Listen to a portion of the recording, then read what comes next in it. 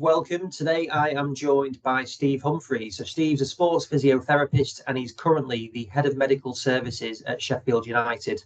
So Steve, thank you for fitting me in. No, you're welcome, Andy. Thanks for the invite.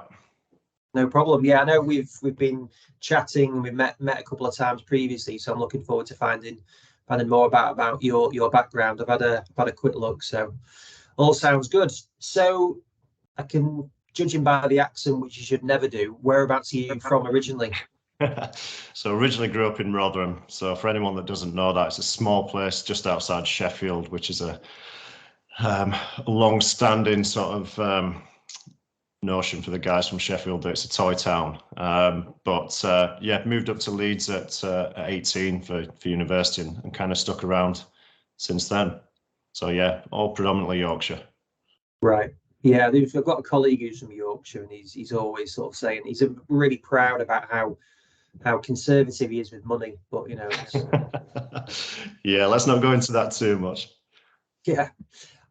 So then, in terms of you getting into this area, I know you didn't go straight into physio, but what made you? Sports science, wasn't it, that you did first? Yeah, I guess there's a nutshell version of this and a really long-winded, so I'll try and get somewhere in between. But like most lads growing up, you had this affinity for wanting to play a professional sport, namely football for me. And sort of alongside that, I'd picked up the sort of interest in anatomy, physiology, having done GCSE and A-level sports studies as it was then. So I sort of had the academic interest in this area and managed to pick up an injury when I was about 17. Really selflessly, my mum and dad sort of paid for me to go and see a physio, a well-known physio who was local to us, just to try and get me back on track with playing. And you're sort of on the treatment bed and you're seeing all these pictures of him running with David Beckham and all the golden generation as it was. And you start to piece together, well, actually, there's this glamour and limelight of things, but then there's this interest in this area. And, you know, even just watching him treat and speak about the ankle injury I had, it sort of perked my interest that little bit more. And it was kind of going down the academic side as well, that you're going towards your university applications, but you didn't really fully know what you wanted to do. So I thought sports science would be a good way in to keep a good few options open rather than narrowing myself down one channel. I think at that age as well, if I'm being honest, a lot of people, I definitely didn't know what I wanted to do later in life. You know, it took me a long time to realize that, but yeah, we kind of went off to university to do sports science. But I'd really sort of picked up the interest in anatomy and physiology. So it was always back there in my mind. And if I'm being honest, the thing that I probably really enjoyed more was strength and conditioning side of things. So training. But there never seemed a prevalence at that point when I was training at 18 back in 2001 for where that would lead. So I went into sports science, did 3 years at Leeds Met, took a year out and then decided to go back and do another undergraduate in physiotherapy. So it was a pretty long-winded way of getting there. Yeah. But yeah, it was really sort of getting that treatment from that physio at the time when I was 17. That spiked my interest, and you know, you were sat thinking, actually, I'm in this room, I'm paying X number of pounds for this treatment. There's someone in the next room, they're paying that as well, and you times that by 2. That's what they get an hour, and times that by 10, that's a 10-hour working day. And you compare that to what I was earning at working in a sports shop in Meadowhall at the time. You're like, wow, this is not only a good, glamorous career and something I was really interested in, which is first and foremost, but you think, actually, this is a potential career option. So it always stuck in my mind. No. So you were thinking about the business aspect then, even at that age? I think, yeah, a little bit. I'm not a particularly business-minded person, but as a 17-year-old, I'd never really considered anything else other than playing sport, to be honest. You know, there's the obvious choices of, you know, going into be a PE teacher, but then I thought, I'm not a particularly sort of kid person in the sense of wanting to be surrounded by 30 screaming kids. I'd done a couple of placements at my old school, part of my university, to do a placement there to sort of see whether that's something I wanted to go down. But yeah, it was always the anatomy and physiology side and being involved at the front end of sports that really tickled my fancy. And, you know, that for me, I enjoy the competition side of thing. And that's why I'm in sport. I like that edge. I like that pressure. So there was always some wanting me to be involved in professional sport. Yeah, I mean, sports science is a really interesting one because again, that's what I studied, and I didn't have a clue what you want to go into, and it really was that you're either going to work in a gym probably, or you're going to be a PE teacher, and it's like, well, I was the same. My parents both teachers. It's like, well, I don't particularly want to do either of those, but it's at 18, it's hard, isn't it, to know what you want to go into, so you kind of make your best guess. Definitely, I look back at the advice I got in regards to A levels and university, and I'm not saying it was bad by any stretch of the imagination, but it probably didn't help me make a decision. We went into sports science, and even towards the end of coming out, you're like, where does this actually lead me? Again, that's nothing against the university or anything, but you're kind of like, what am I going to do with this? And if I look at the cohort of people that I qualified with, there's only a handful out of around about the 200 that have gone on to do anything in either sports science or a related subject. Don't get me wrong, great 3 years. We had a great time over the 3 years, but you came out of it and there was something else. We all needed to go on and do different things. And looking back now, I probably didn't make the most of it. But yeah, it kind of led me to go, actually, I need to go and specialize into another area now. Yeah, I presume that was at Carnegie that you were based then, because they've got great facilities at Leeds Met there.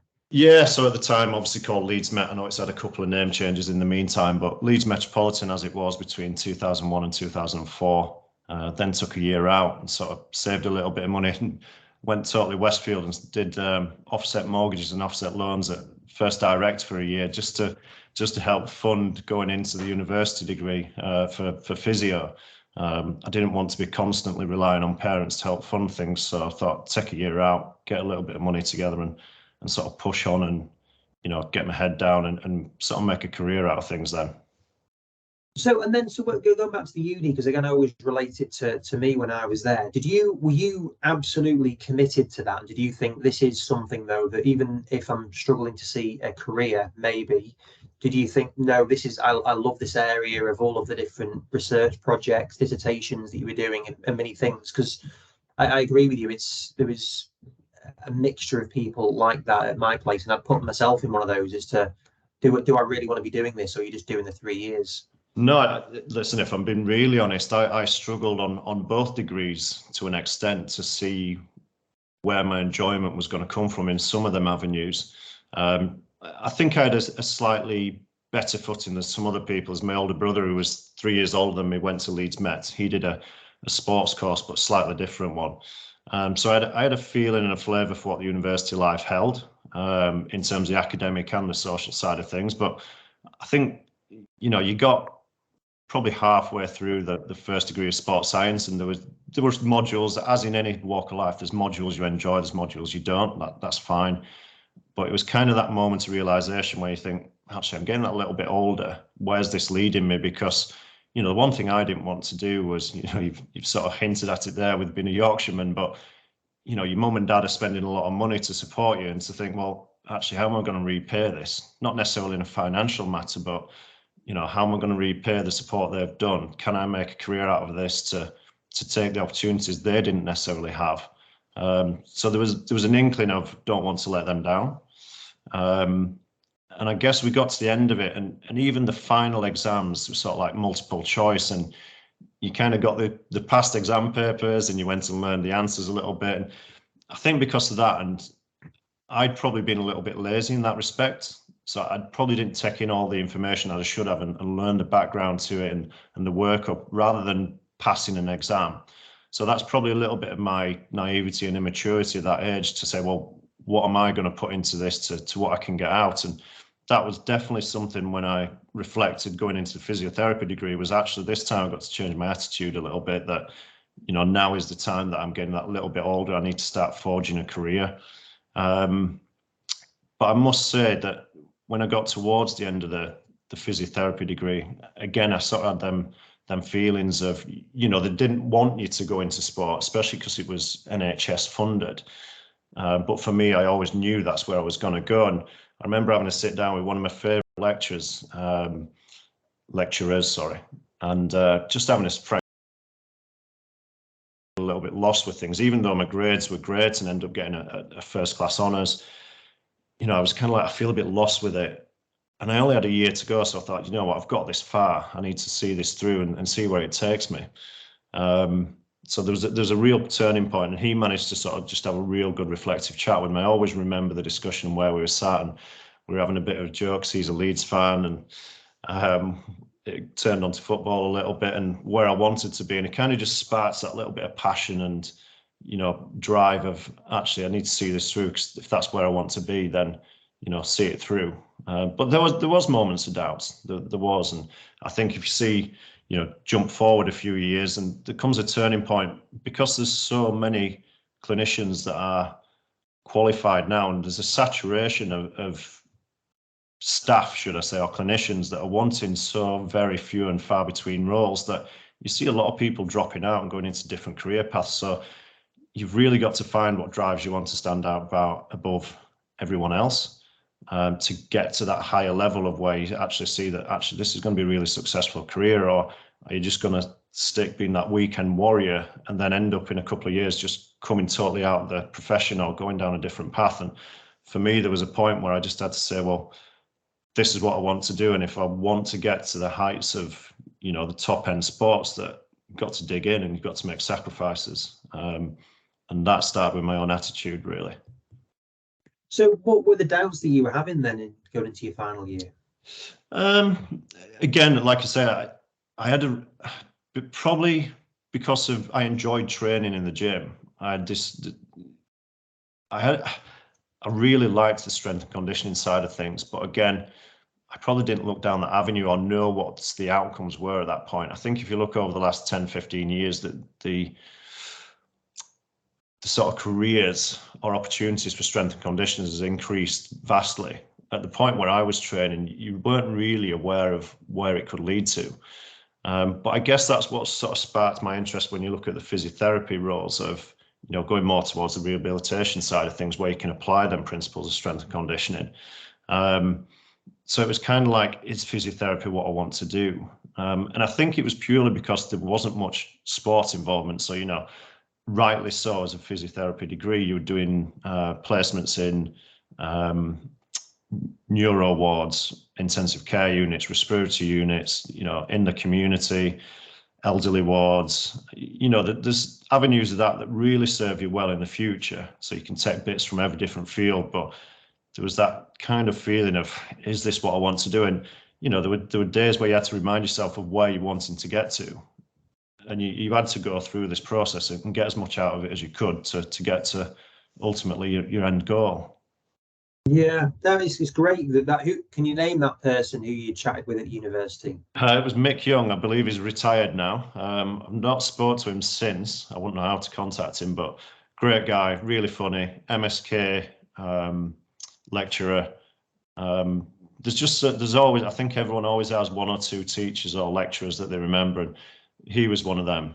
We had a good connection on a personal level just because of his interest in football and sports. He was a Yorkshireman himself as well, I believe, if I remember his accent rightly. But yeah, he was one of them that you looked up to and respected their opinions and what they had to say. Yeah, no, it's great, isn't it? Because that could be a pivotal bit in you ending up where you are now. So once you'd done your degree then in physio, what did you do? What was the next step? I think at that point in time, it was pretty much get any job you could, just to get, at that point you'd left your student loans behind, you needed a job, and there was so few jobs that it was a case of get what you could. I ended up working in the NHS on what was called a preceptorship scheme. So I worked in a respite home for 6 months. Again, it highlighted where I wanted to be and what my downside was. But it was kind of, on the side of that, always looking for a job in sport. Now, I'm very, very fortunate. I class myself as very lucky of how I got into sport and got a foot in the door. And I've got one of my best friends, Jonathan Pendlebury, to thank for that, he's now a coach with the RFU. But I believe he'd just moved from Gloucester as a player in rugby union. So he'd just signed for Leeds, where I live. And I remember I was on holiday and I just got a message off Jonathan just saying, oh, can you send our physio your CV? I've had a word with him just to see if he can come down for a week, see how things work.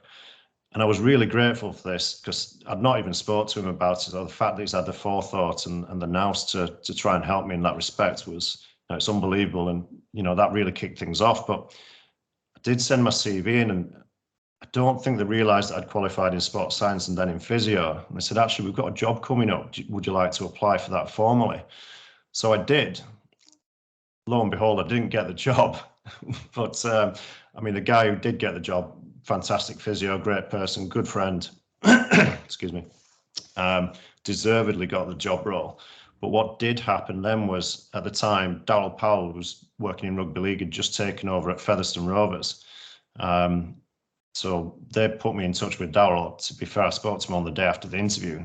He was looking for 2 physios at Featherstone as well. And in the end, I ended up not getting the job at Leeds Rugby, but going down to Featherstone with Darryl. And I owe a lot to Darryl actually as well, because at the time I didn't have a driver's license. I was due to take my test. And anyone that's tried to get to Featherstone midweek to cover training, the train station's kind of in the middle of nowhere. And there's not that many trains go through it. So for me to get from where I was working on a train, so his words were, I need you to pass your test on this first go, or otherwise it's not going to work. And lo and behold, on the test, we were going uphill on a corner where I can't overtake, and a cyclist ends up coming backwards towards the car. I can't actually go any further backwards. So I failed the test because I got too close to this cyclist, which I'm not bitter about at all. But I can remember ringing Darryl just to say, listen, mate, I've not passed the test. And, he was great. It's like, don't worry, get your next one. We'd met up, we'd had a coffee. I think we both respected each other at the time. I would like to think so. And yeah, it was so easy for him at that point just to say, listen, we can't take you on. But, he sat with me. It took me another month. But so yeah, I got the part-time role at Featherstone, and then, carrying on with the respite home as my main employment. And I just thought, at some point I've really got to put the effort into making me stand out above anyone else once them full-time roles come back up. And luckily for me, a job did come back up at Leeds at the end of that season at Leeds Carnegie, as it was at that point, or Leeds Tykes, however people remember it. So they just got promoted to the Premiership in rugby union. And I'd kind of kept in touch. Obviously, Darryl Powell and Leeds had close links, and I'd kept in touch with the physios. And so, yeah, applied for the job again, and this time got it a year later. So, listen, I'm very fortunate. Not everyone has them contacts and links, but I owe a lot to Jonathan for doing that for me in initial stance. But, yeah, very fortunate to get in. Yeah, contact is so important, isn't it, for everything? It's like that really does help get your foot in the door, but they only do it for people that they rate most of the time anyway. So once you'd done that then, so how did it progress? How long did it take for it to become a full-time role that you moved into? Yeah, so I guess I'd started in the NHS in the November, and with Featherstone as the part-time role in that November. And then it was the following August where I got into the full-time role at Leeds Carnegie. And then it moved on from there pretty quickly, really. Anyone that's worked in full-time sport knows just how difficult, how much of an increase in knowledge and exposure it is, especially in rugby for the contact, the overuse, the upper and lower limb injuries. So you go from quite a relaxed environment to just getting everything thrown at you quickly. And it's such a quick learning environment, and you're exposed to a lot, so it moved on pretty quick. And so for that one there, so is that where they had the combined union and league at that point? Yeah, at that point in time, it was down at Kirkstall where you've got Leeds Rhinos and Leeds Carnegie. So we had 2 years in the Premiership for myself, and unfortunately then got relegated. As we know now, Leeds Carnegie had transitioned to Yorkshire Carnegie, which then, for wanting a better business terms, pretty much don't exist now. Just after I'd left, the club went backwards. I don't know the details of it, but they exist now under Leeds Tykes again as almost just like a weekend team. But yeah, at the time it was difficult to watch from a distance of what had happened with the club, because over the 8 years that I was there, it was put a lot of effort, time, blood, sweat and tears into it. And There's some great people there. The reason I'd stayed for 8 years was the people around me that you were working with and learning from. And, you know, it was fantastic. Got a lot of fond memories, and, you know, as with any job, some memories you don't really want to look back on, or certain people, but some great people there that I'll always hold a bit of a fondness for. And what was the dynamic like, having both the medical teams from both league and union? It was quite a unique setup from my experience.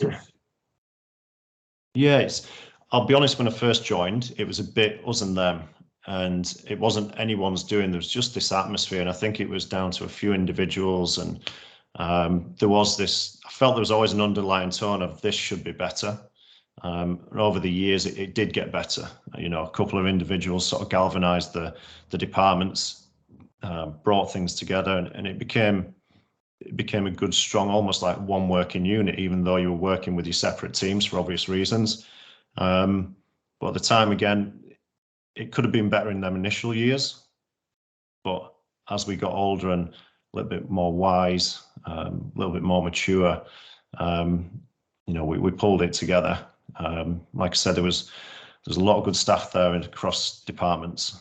Probably some that were barriers to the two coming together and having a better environment. But towards the end, like I said, some individuals really just pulled it together. But yeah, it was good.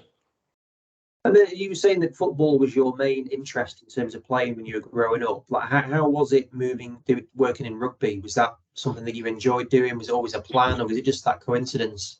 No, it was a coincidence, pure coincidence. But I'm glad I've done it that way, because, you know, I look back even now, and even when I knew I was coming on here with you, and what would I look back on, and I can say how poorly I communicated and dealt with certain things, whether that's clinical or, you know, even just communication with staff. And I think one of the things I found difficult initially was, as I went in as a junior physio, the head physio and then the academy physio were both really sort of experienced, or more experienced than me, who I was looking to learn off. They both left quickly. So I think within 2 months, I was in this Premiership rugby team with no seniors. And it was a case of, right, I've either got to sink or swim. And you know what, I came out of it, but I look back now and go, wow, would I do things differently? And it wasn't until Myron Jones, who was head of Leeds Rhinos at the time, sort of came across both sides from a medical point of view, that I really had someone to learn off and just to be a mentor, not only as a clinician, but just to show me what a good manager did with his staff. That was the point where it started to become that little bit easier. But the exposure to the injuries of acute, chronic, upper limb, lower limb, spinal, like, you see more in one season there than you probably do in 2, 3, 4 seasons in football. So the caseloads are huge. Obviously, the athletes are slightly different to manage as individuals and as sports performers. But yeah, I wouldn't say I knew much about the game beforehand, but game day is obviously a big adrenaline rush, great game to get involved in. Obviously, it's got its complexities now with things around the concussions from historical injuries. But I always had that affinity for football, you know, playing it as a young kid. You know, the game's changed vastly over the years. Would I go back to rugby? Yeah, I probably would. Loved working in it.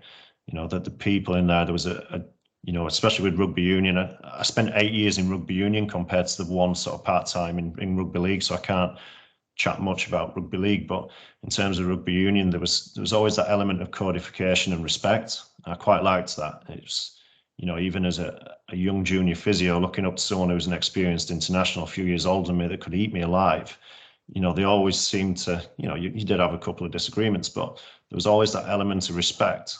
I quite liked that. And yeah, I've got fond memories of working in rugby, and we always look back now, the guys that I keep in touch with that worked in that department, they've always got good things and good memories and good stories to look back on.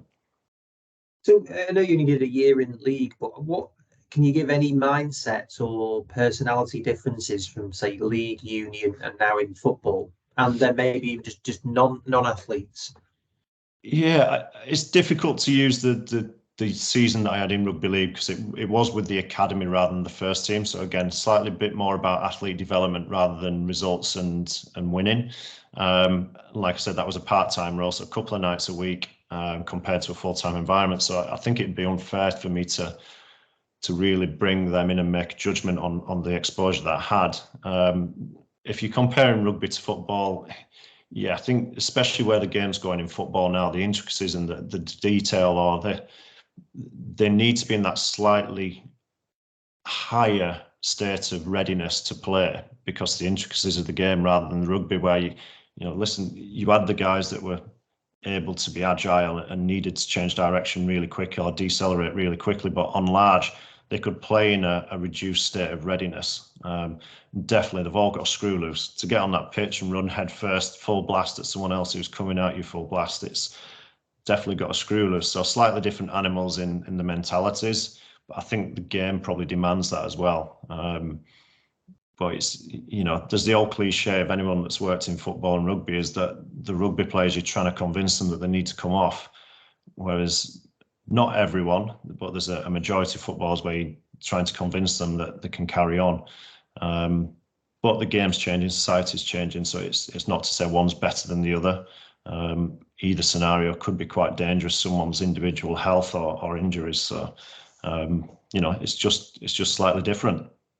Yeah, I guess you're a product of your environment, aren't you? So you can't judge anyone on those things.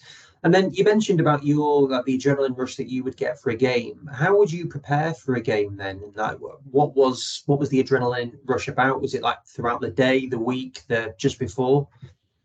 There was definitely a bit, especially in the Premiership when you've got the big games, and for us being underdogs and favourites to get relegated, there was always that build-up of, for example, it's Gloucester away this week, or it's Leicester, and look at what they've won. And for us, every game was huge. And I think for anyone, especially when you've just got in spot, game day is just the buzz. Like when you stop enjoying game days, is probably the time when you need to come out of sport, because that's what we sacrifice for. And I don't think people realise how much you sacrifice to get through to the weekends, when generally it's either family time or social time, but actually you're travelling away on a coach and you're sacrificing so much. So you've got to enjoy it. You've really got to enjoy that to be so unsocial.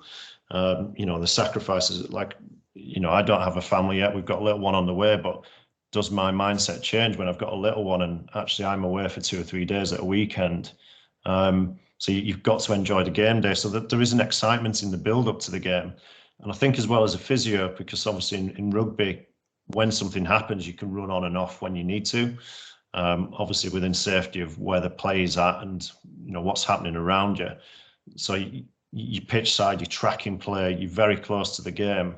So you almost feel like you're involved in it. Obviously you're not, but for me, having played football when I was younger, I always just craved that game day, and I still do now to an extent, but I think as I've got older and more mature, you learn to not get too high, not get too low. Whereas football, there's that bit more requirements of actually first few seconds, you're not going to get smashed to pieces. It's slightly more reserved. So especially in the rugby environment, as a physio, you've got the music on that the players are pumping out, whatever they've chosen. You're strapping for a good hour, fast, get them in, get them out. I think I remember one game we were away in France, and we totted up the amount of strapping we did. I think there was something like 22 ankles, 3 shoulders, 2 elbows, 2 knees, thumbs. Like, it was a ridiculous amount. Then making the transition to football, you'll generally strap 6 ankles before a game. So you feel a little bit lost, and you feel like a bit of an imposter that I should actually be busy. So that was real difficult for me to get my head around initially, that I actually want to be busy, but if it's not there, you've got to learn that, just to chill out a little bit, provide the players with what they need, whether that's just a chilled environment, rather than it just being all about getting excited. Yeah. Well, no, I can imagine that as well. But like on the journeys home then, so you've had these games away at any of those places that you mentioned. If you'd won, what was it like? And what was it like if you'd lost? Again, it depended on the mood, because you can win or you can lose in a good or a bad sense. Anyone knows in sport you can play the best game you've had all season and still lose. So I think it's the context of the win or the lose. And I think it goes down to the manager, and it goes down to the senior players, and especially the captain in rugby. You had the captain generally would have the voice of the manager, and it depends on the captain's style. For me, it's, you know, are they the conduit of the messages of what the manager wants to convey to the squad, or are they more about keeping the players on side, and what's that communication like? Ultimately, if you look at some of the good captains, they've been there to do what's best for the club and for the badge.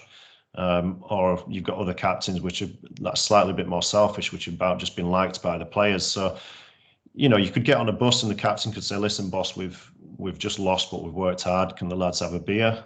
And, you know, on occasions it did get a little bit messy, especially if it was a good win. You know, and there's times where the boys just had been beaten up and, you know, would not disgrace themselves, but, you know, you had a beer and it was quite sedated. There were lads who just wanted to listen to the music, lads would want to play cards. So it's an interesting mix. So again, it depends on the context of the result and the performance, really.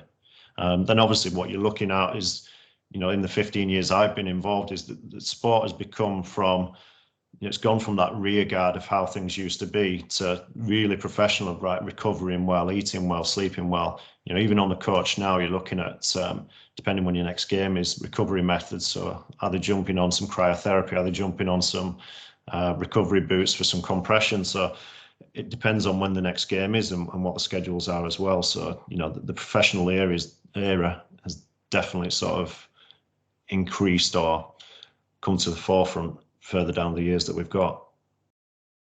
And how important was the captain then, was and is the captain for that? Like, does it change in rugby to football? There's talk, you're watching a lot of the football reviews now, and it's Roy Keane or Gary Neville saying about leaders, and, you know, Man United had, you know, so many players that were like that. Like, how important is that role, do you think?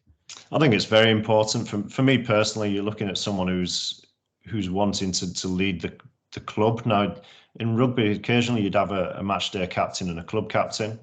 And, you know, listen, it's definitely not for me to delve into leadership styles or anything like that. I'm far from it. But having witnessed it, you know, the best leaders for me were the ones that sort of said, actually called out the bad behaviours. You said, you know what, this is not good enough. And it wasn't just about game day, but it was around the training ground of saying, that's not the behaviour we want. And it wasn't always the senior guys. And, you know, I won't name names, but we had a really good professional 20-year-old that would call out the senior players because he wanted to progress in his career. And I remember him one day pointing out one of the senior players and saying, you know what, that's not good enough.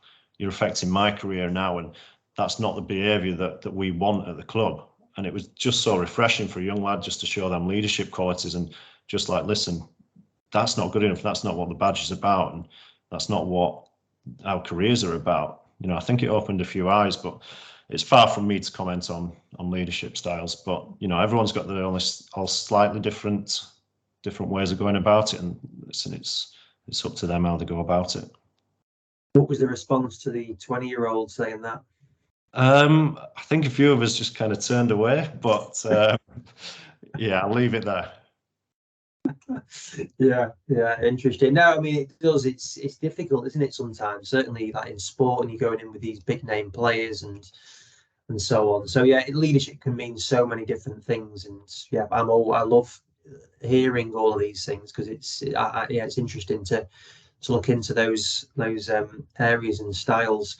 So you, what happened from there then? So after how long you were at the rugby for 8 years? Yeah, 8 years.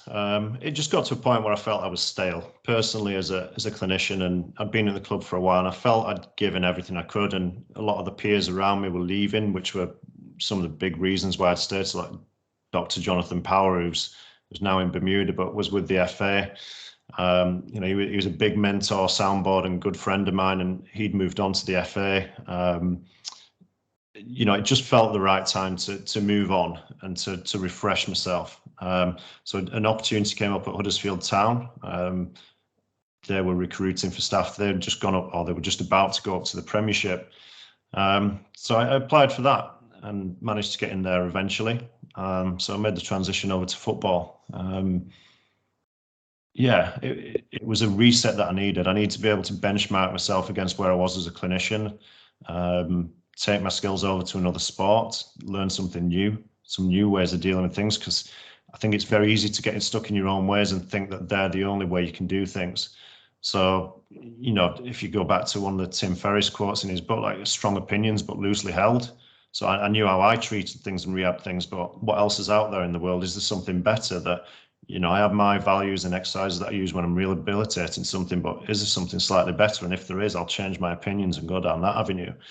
So it was a good opportunity to refresh, but without having to upheave life as such. You know, it was just a short commute from where we were. I'd just started out dating Kate, who then time girlfriend, now wife. So I'd like to think it was the right choice. So yeah, it was a good sort of reset for me. And going in from that, then, which division were they in then? So they were in the Championship at the point when I applied. By the time I got into role, they were in the Premiership. So we had 2 good years. Well, the 1 good year in the Premiership where we survived, and then the one, I think catastrophic is probably the wrong word, but a really tough year that second season when we got relegated. But for me personally, to step away from the head and lead role of, you know, managing staff, managing communication with the coaches, to go into a role which was about leading the rehabilitation of the long-term injured guys.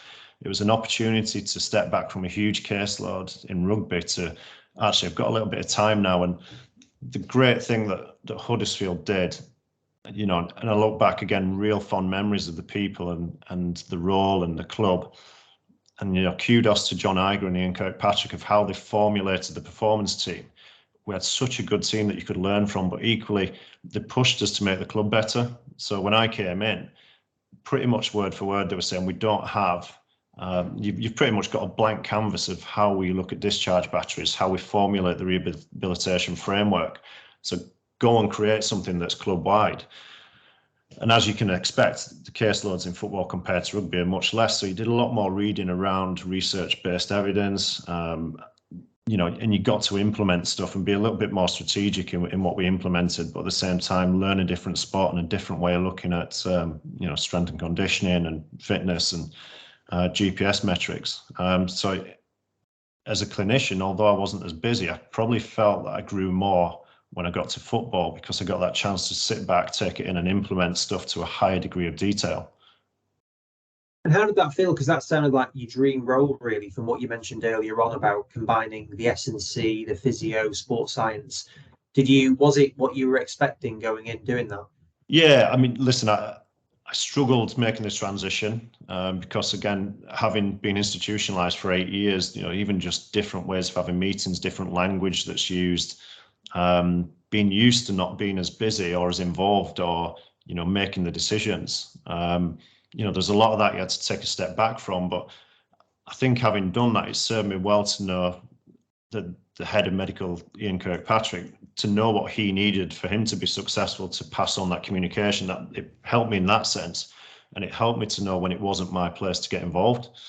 But in terms of the rehabilitation, it was brilliant. Just, I loved that side of things, working in the gym. And I think what we had as well, the performance team, when we look at the sports science or strength and conditioning guys, whichever one you want to term it as, we all had a slightly different area of strength.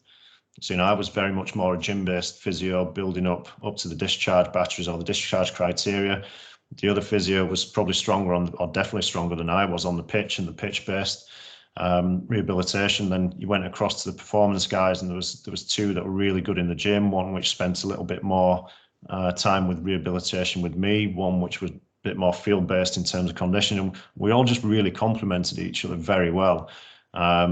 It was such an open and honest environment where we could check and challenge either plans or decisions, but there's no defensive about it. We'd sit and we were actually, is this potentially a different way of looking at things? And kudos to John Iger, you know, saw him at the weekend, who's now at Norwich. You know, I've got so much respect for him as a guy and on a personal and professional level, but the environment that him and Ian created, it was so good to learn from. And do you know what?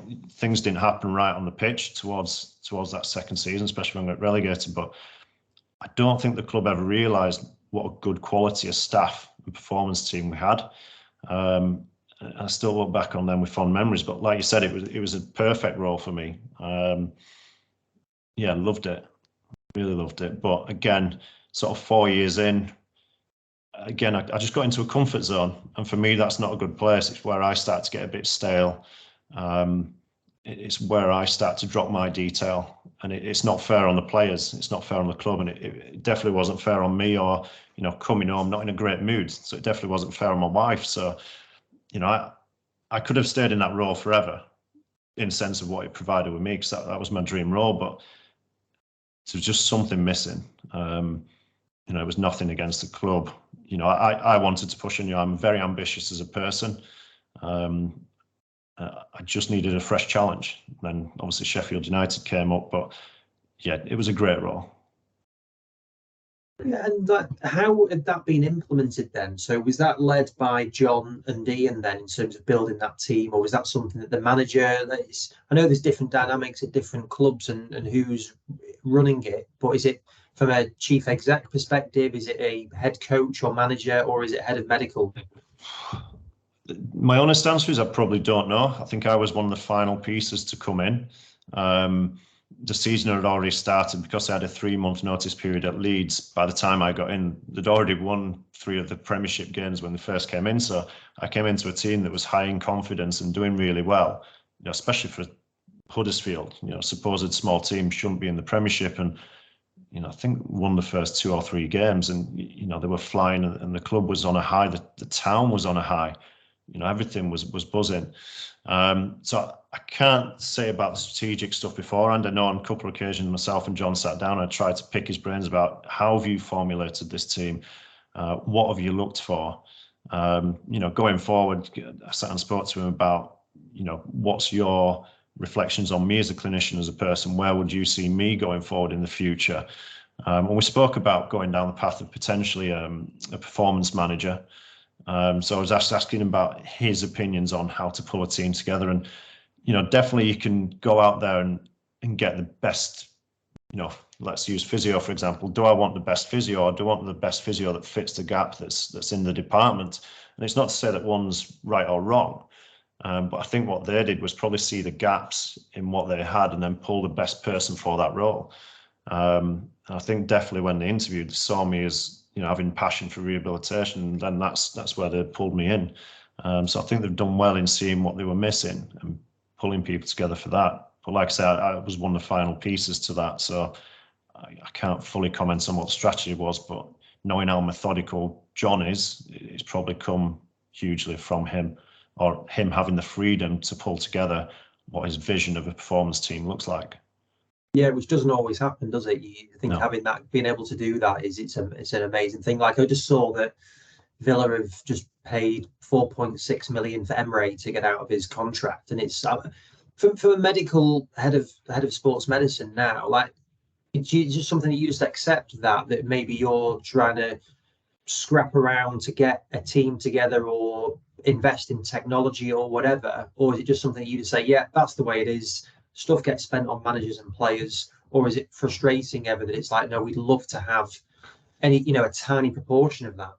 Yeah, I think it's different between different clubs, and it comes from top down about what the philosophies are and where the money's spent and where the value is. Do you invest in players, or do you invest in the staff, or do you invest in the facilities? And I think the ones that get it right generally get the things behind the scenes settled and running efficiently, which then allows that environment of no excuses on the playing side of things.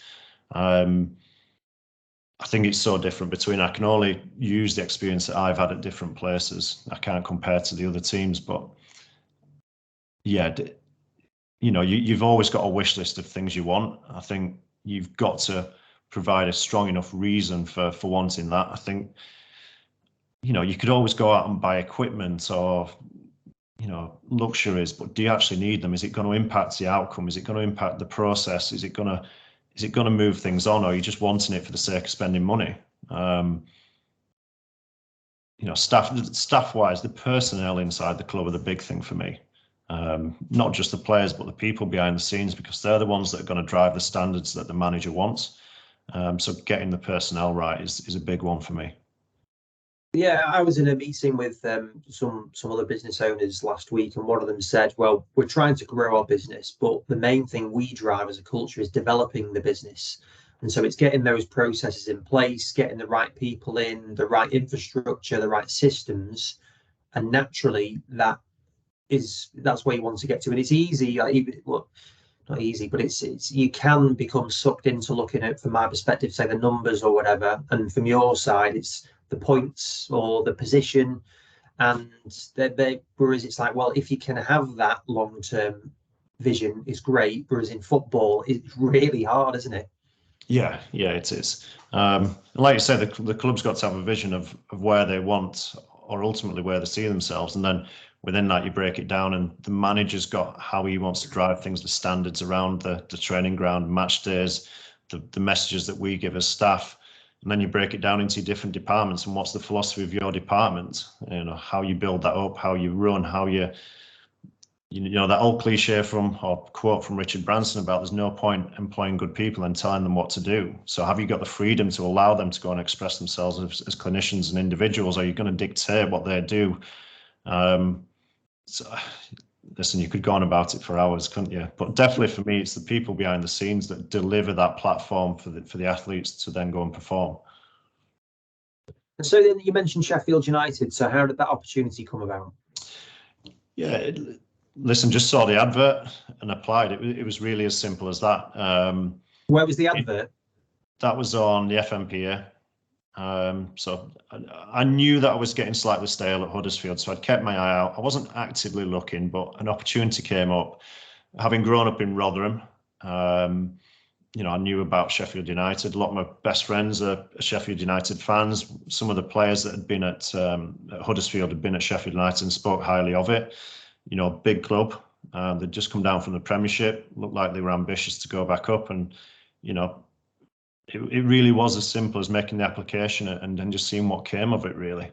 So yeah, not as complicated as anything else other than that. And so when did you go in and do that? This was quite recent, wasn't it?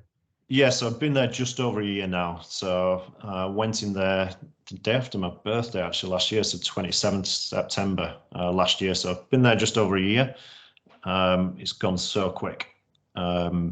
Still a lot of work to be done. I think we all know where we want to be as a club and departments. But yeah, just to take a step away from that rehabilitation role to come into a head role, I knew where my failings were. And those probably pertain to the role that I'm in now, that I need to work on certain aspects of management from a different aspects other than rehabilitation. Probably communication process, which is a two-way thing with the managers. I think when a manager knows what communication he wants, it becomes a little bit easier. I've definitely had managers in the past that they don't know when they want the information, how they want it.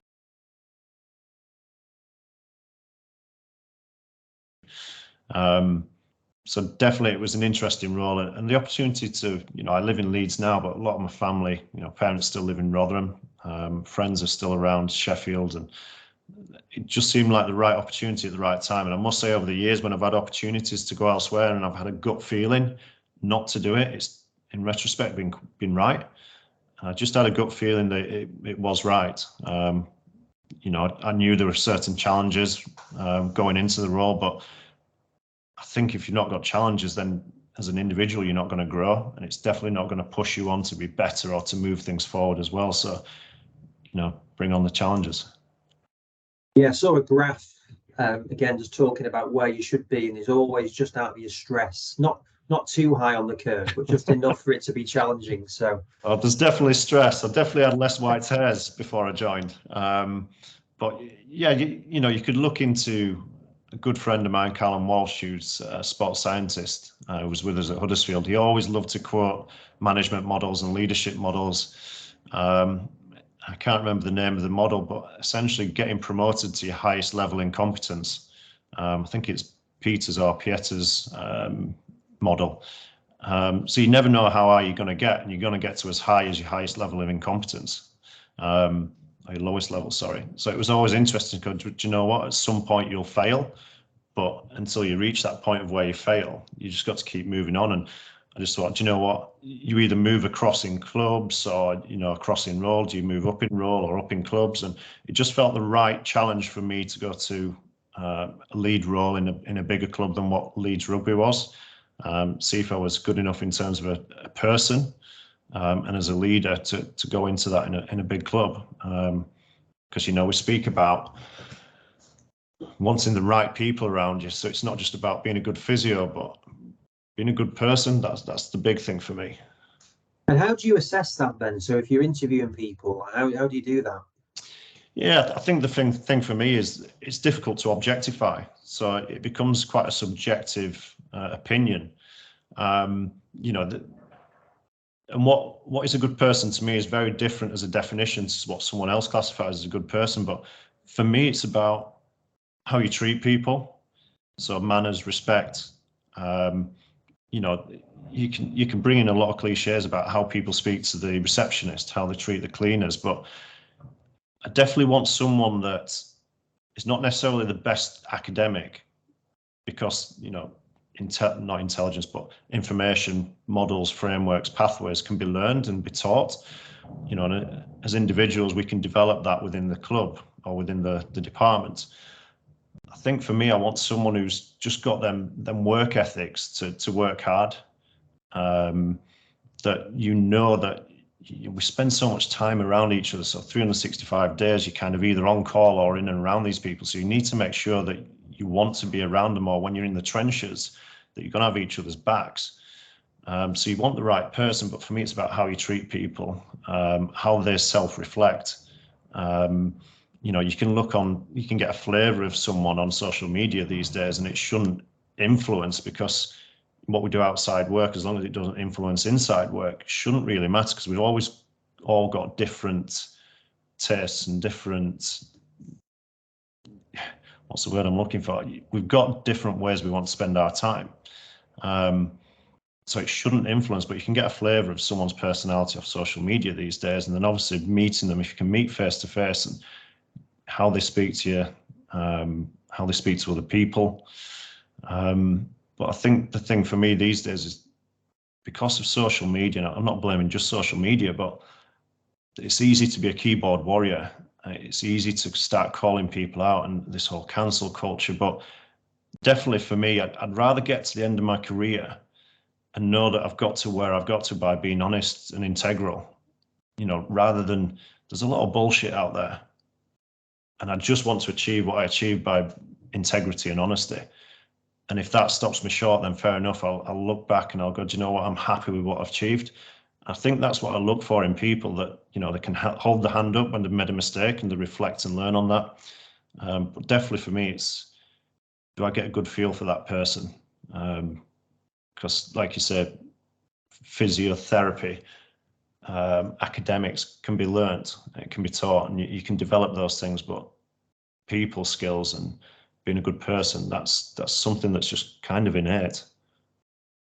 Yeah, and it's difficult, isn't it, in an interview process, no matter how long it is. Yeah, you're always making your best guess. And I think what you said earlier on was really interesting about the fit of people. They may be a good person, but also have different skills in different areas that maybe isn't what you need at that time.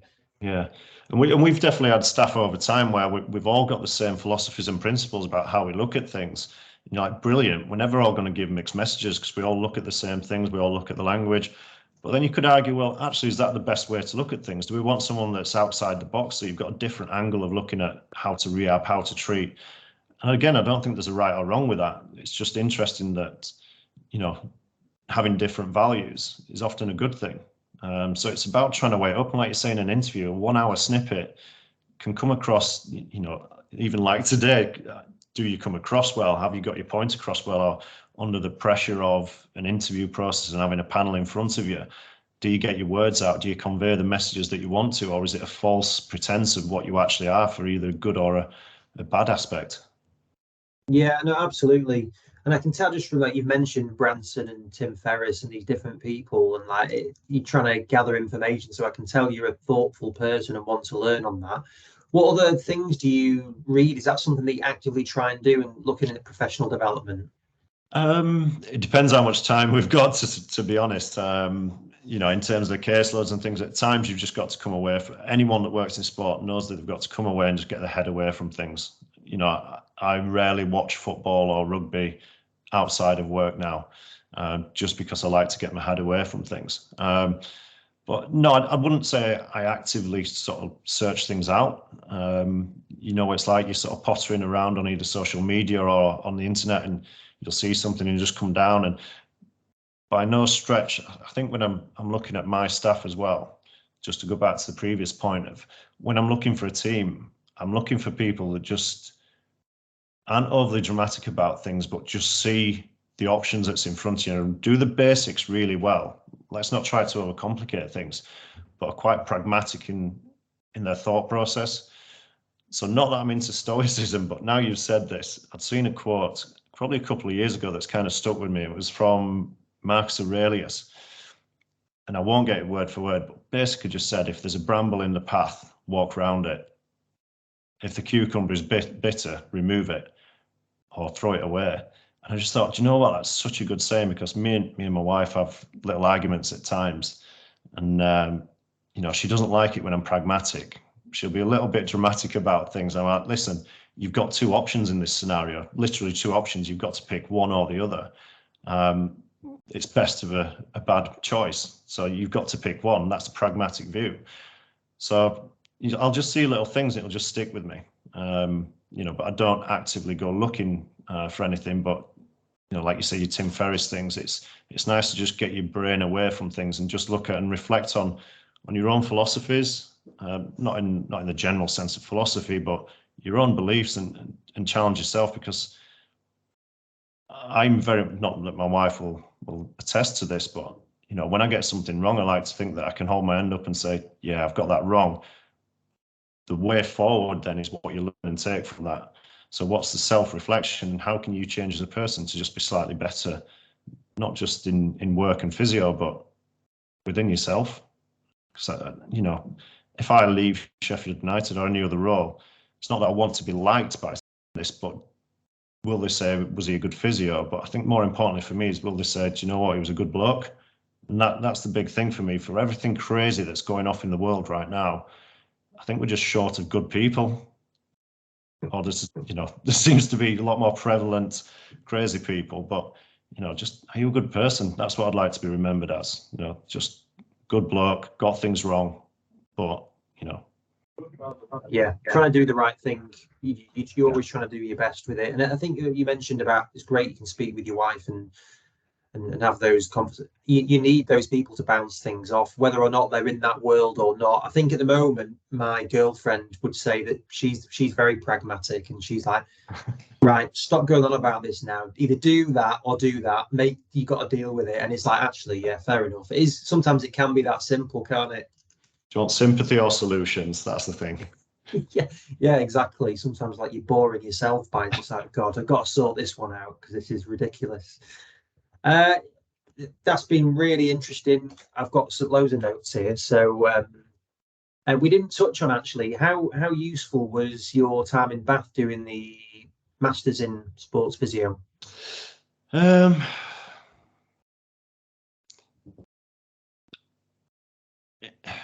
Do I think it changed me as a clinician? Probably not, no, if I'm being honest. I think what it did teach me was how to look at academic literature and be a little bit more critical. So playing devil's advocate, so looking for the good and bad in everything. You know, even sometimes an answer is positive in itself. Sorry, no answer is positive in itself. So I'd definitely say I've become a better critical thinker. I don't think it changed me as a clinician, like I said. The university itself, brilliant. It worked online. I think it was probably ruined a little bit by the COVID situation, you know, towards the end. You know, it interrupted my dissertation, my research that I was doing in terms of the write-up. So it got a little bit stagnant and dragged out over 6 years. And I personally was to blame for splitting the second year over 2 years. To do it even part-time was difficult in the caseloads that we had. And what I didn't want to do was something that I've chosen outside of work to influence work. I didn't want to be taking that over and not providing the clinical at Leeds as it was when I started. So listen, I've got nothing bad to say about the teaching or the content of it. I think because I was already the lead in a department and had been exposed to so much in sport, the content that was clinical wasn't necessarily fresh or new. It was nice to reintegrate and get back to thinking critically around some of them areas. I felt it was slightly more for people who were just about to get into sport, who wanted to get into sport. Excuse me. But it was a good process, and I started at a point where I felt I needed something extra on my CV. I needed to show that I was above the Bachelor of Science degree of thinking. 6 years later, I probably wouldn't have needed it. Whether or not it influenced decisions when employers, were looking at me, I don't know. So I'm glad I've done it. I wanted to feel a little bit more ecstatic when I handed in the dissertation, but then it brings back the 6 years of hard work that you've done. And even though I got a distinction in the end, you know, if you look at Johnny Wilkinson's, the way he describes the World Cup winning goal on, or drop kick, sorry, on High Performance Podcast, you have that short-lived few seconds moment of exhilaration, and then go, do you know what? 6 years of hard work just for these few seconds, and then you're just back to just normal life. So yeah, it was good. And it's always difficult to convey practical elements from a distance. So it's difficult, you know, how practical our profession is. You can't really convey that online from a distance without it suffering slightly. So, you know, but a lot of respect for, I love Bath as a place, and the university was great. It probably just wasn't the right choice for me at that time. If I had to choose again, knowing where I was and what my future plans are, I'd probably have gone and done a master's in strength and conditioning. But at that point in time, I don't regret choosing it, because at that point in time, it was the right one to choose. Yeah, no, Bath's certainly a great city and university. Then last question. So you've had loads of experiences, but are there any ones that really stand out as being particularly memorable? You've stumped me there, Andy. I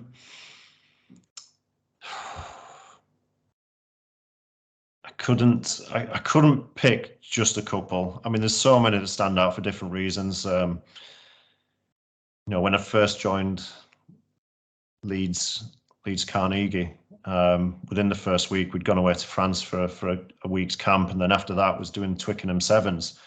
You know, that realization of suddenly you'd gone from you know, working in an NHS to actually you pitch side at Twickenham.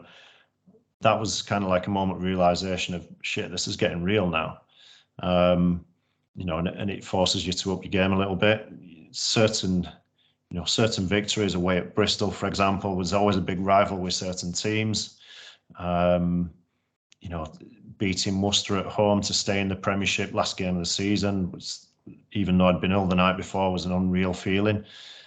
You know, at Huddersfield, staying up, you know, we went to Chelsea to get a 1-1 draw, which meant we stayed in the league. They missed out on the Champions League, and everyone's battering us for celebrating. But actually, our goal that season was just to survive. So that was important as winning the league. And I remember being on the pitch, and I speak to, you know, when we're out at either dinners or with friends, and everyone's really inquisitive about sports, and they want to know everything. It's the last thing you want to speak about, but, you know, they ask you about moments like this, and you say, well, yeah, we were on the pitch at Chelsea celebrating at Stamford Bridge. We'd just drawn 1-1. We'd just drawn 0-0 with Man City away. But I remember just being on that pitch, just thinking, I just want to go home and sleep. Like, you had that moment of excitement, and then just this relief just comes over you. And I enjoy it now, looking back retrospectively, rather than at the moment in time. You celebrated, you ran on. But I can remember at the time, and the rest of the squad and staff went out and celebrated. And we used to have a car that, if the drugs testers came, we would drive the player home if they missed the bus. So, of course, even if the drug testers aren't there, the car needs taken home. So me and Mark Armitage, one of the performance staff, had to take the car home. We were looking at the celebrations on his phone, and we're like, do you know what? I'm just glad I'm on the M1, ready to get home and in bed. But there's lots of little ones, and I think some of the people you meet as well. I know it's an old cliche, but if I look at some of my best friends or people that I keep in touch with now, the people that you've come across, the friendships you make, but there's always little events, some that I can't go into, you know, nights out after and before games and certain events. But listen, you know, there's pros and cons. There's a lot of sacrifice working in sport, but you do have your good times. No, good. No, well, that's a great point to finish on. So, look, Steve, really appreciate your time on this, and yeah, I've got a lot of things that I could put in here. So, got some quotes for myself here as well for our next team meeting. So, you're inspiring me already. Thanks, Andy. Appreciate that. Great. Cheers, Steve. Thanks very much for your time as well. No worries. You're welcome. Thanks, Andy. Cheers.